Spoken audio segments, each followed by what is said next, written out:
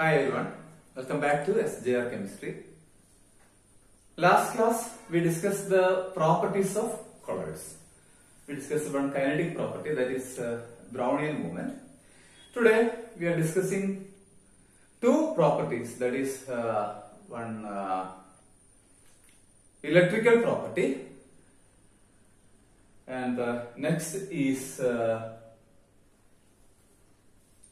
optical property. Optical property is namely one optical property we discussed, that is Tyndall effect. So the optical property of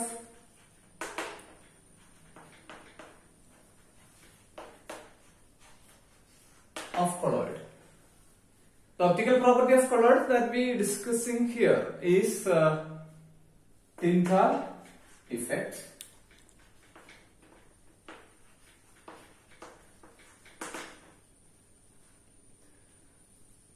So when a beam of light is passed through a colloidal solution and then it is viewed right angle to it, and the path of the beam become visible as a bright streak, or the path of the light get illuminated. That's when a beam of light is passed through a colloidal system and then we view it right angle to it, right angle to the path. Then the path of the light become visible as a bright streak, or the path of the light get illuminated. Due to that illumination, the path of the light become visible, and this illumination or the streak, bright streak of the path is due to the scattering of light by colloidal particle. So when a beam of light is passed through the colloidal system, colloidal particle scatter the light, and due to that scattering, the path gets illuminated. It's very familiar in our daily life that when a beam of sunlight is passed through a dark room, we can see clearly the path of the light due to the scattering of light by dust particles present in the air. Here,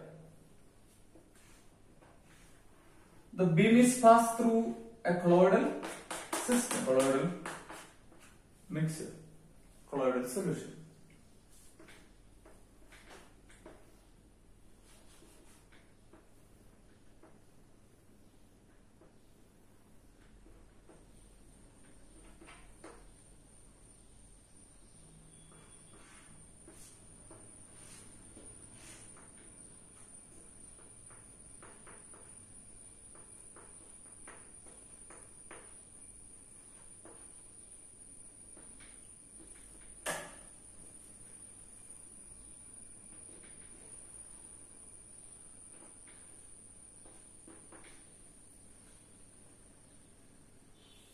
So it is our colloidal system, colloid, and when light is passing through the colloidal system, the path of the light gets illuminated and we can see it very clearly.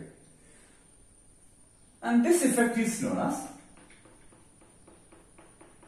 it's become very clear or get illuminated due to scattering of light by a colloidal particle, and this effect is known as Tyndall effect. And the cone formed by the beam with this system, it is known as Tyndall cone. Tyndall cone. That is our Tyndall cone. This is our Tyndall cone, and the effect is known as Tyndall effect. And the effect is used to prepare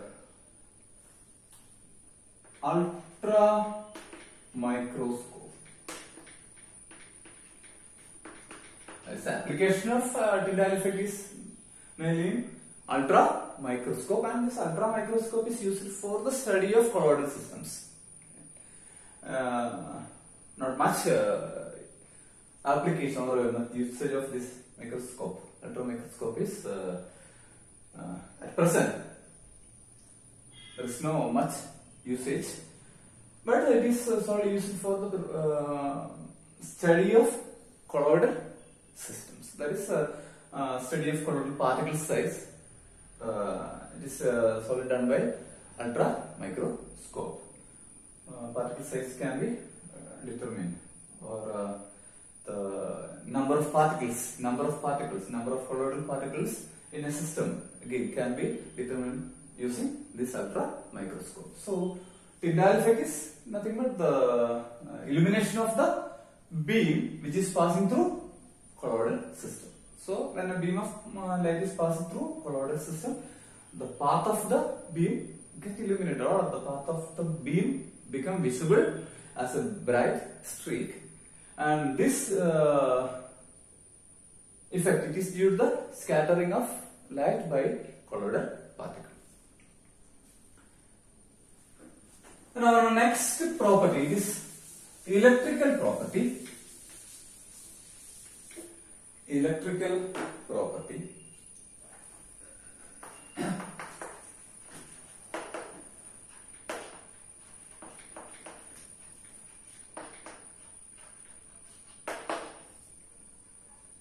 The first one is charge of a colloid.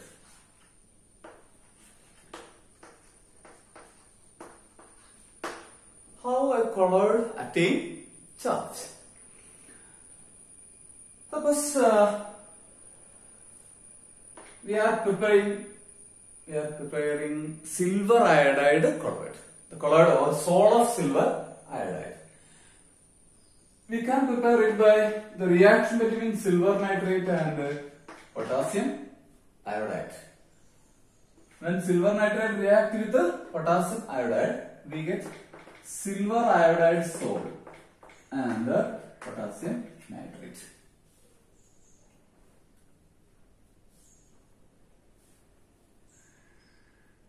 The first case, the case 1.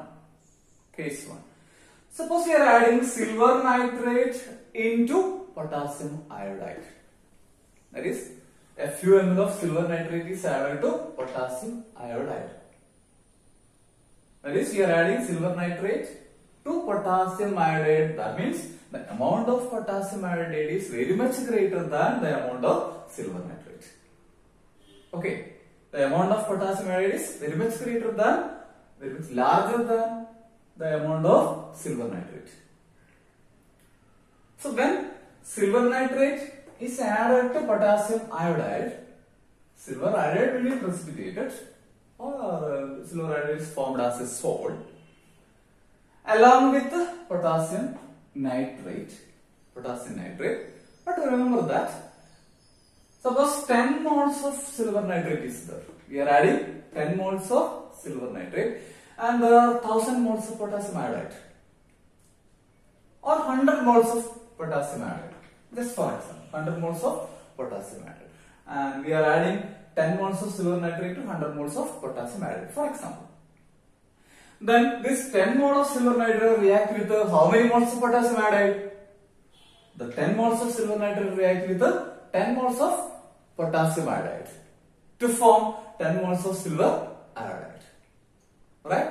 Among this 100 moles of potassium iodide, 10 moles of potassium iodide react with 10 moles of silver nitrate to form 10 moles of potassium iodide and 10 moles of silver iodide, sorry. 10 moles of silver iodide and 10 moles of potassium nitrate. So 10 moles silver nitrate react with 10 moles potassium iodide. Remaining 90 moles of potassium iodide. Unreacted amount of potassium iodide, it is 90 moles. Right. So in our solution, along with the silver iodide, suppose this is our silver iodide particle. Along with the silver iodide, there is K plus, that is KNO3 and the unreacted Ki. It exists as K plus and I minus. K plus and I minus. And the byproduct formed in the reaction, potassium nitrate acts as K plus and NO3 minus. So how many K plus and I minus are there? 90 moles of K plus and I minus are there. Okay. So along with the silver iodide in our solution, along with the silver iodide, potassium nitrate and potassium iodide are also present. Then what happened is that this iodide, there is an iodine in silver iodide, this iodide get absorbed on this silver iodide. That is, this is our silver iodide particle. Then what happened is that the iodide ion present in the solution, this iodide is formed from the unreacted potassium iodide. This iodide is gets absorbed on the surface of silver iodide particle.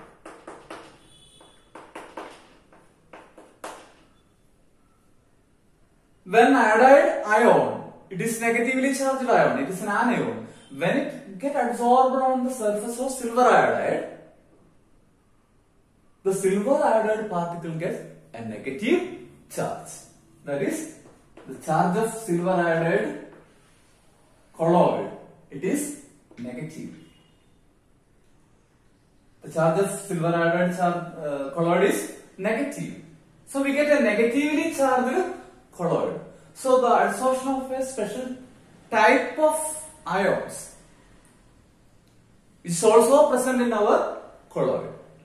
The adsorption of a particular type of ion which is also present in the colloid, that is known as preferential adsorption. It is the preferential adsorption.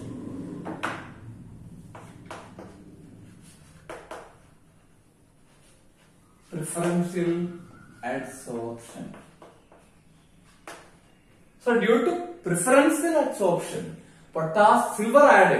silver iodide colloid having a negative charge. It is getting a negative charge. So we can represent as like this. Or generally we represent it as AgI I minus. AgI, it is our colloid formed from the by the reaction between the AgNO3 and potassium iodide, and this I minus, it is obtained from the unreacted potassium iodide. It is get absorbed on silver iodide particle. So we can represent generally as AgI, it is our product, and I minus is the adsorbed ion. So the general representation is like that. So due to that adsorption, silver iodide particle is having a negative charge. So we are getting a negatively charged colloid. Negatively charged colloid. Okay. And the next, case 2.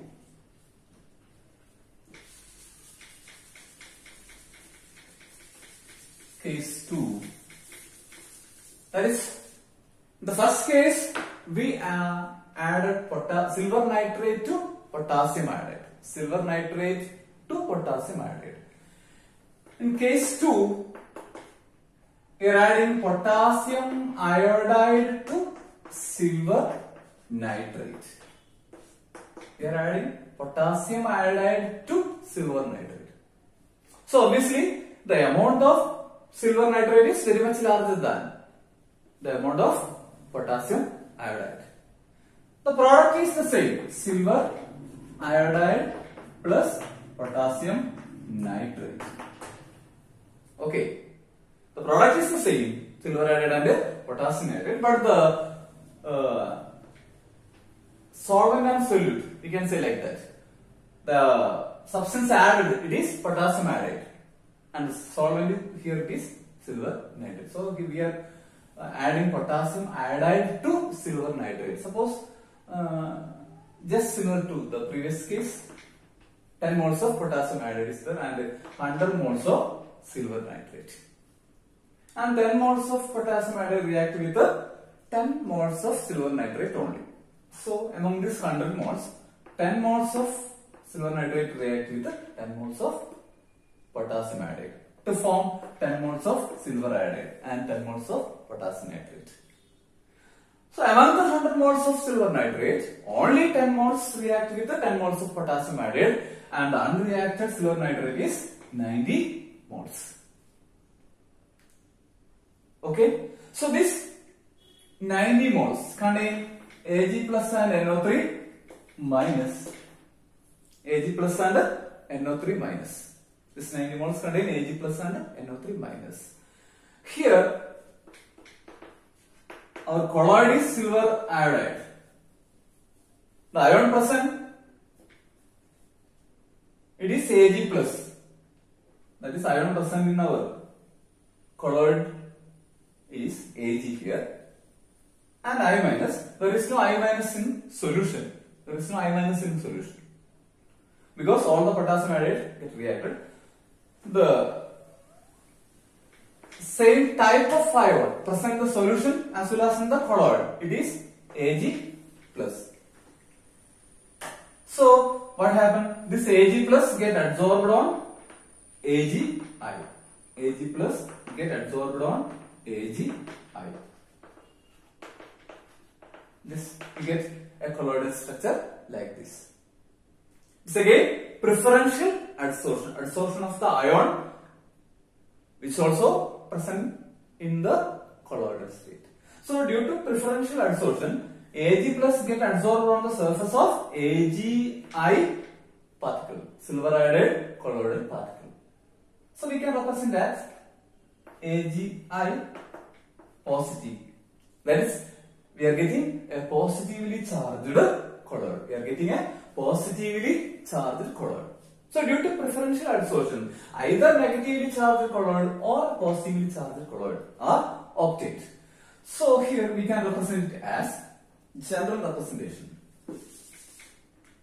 That is silver iodide Ag plus. This is the representation of positively charged silver iodide, and this is the representation of negatively charged silver iodide.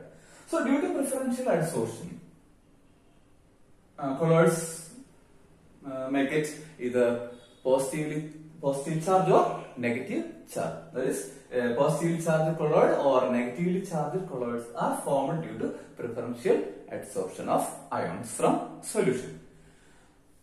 This is the mechanism of the formation of charge or production of charge on a colloid. Formation of charge on a colloid is due to preferential adsorption of ions from solution. Okay.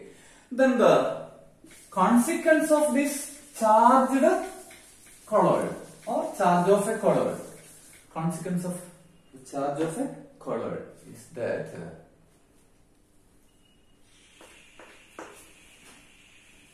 it is the first one we are discussing. It is electrical double layer.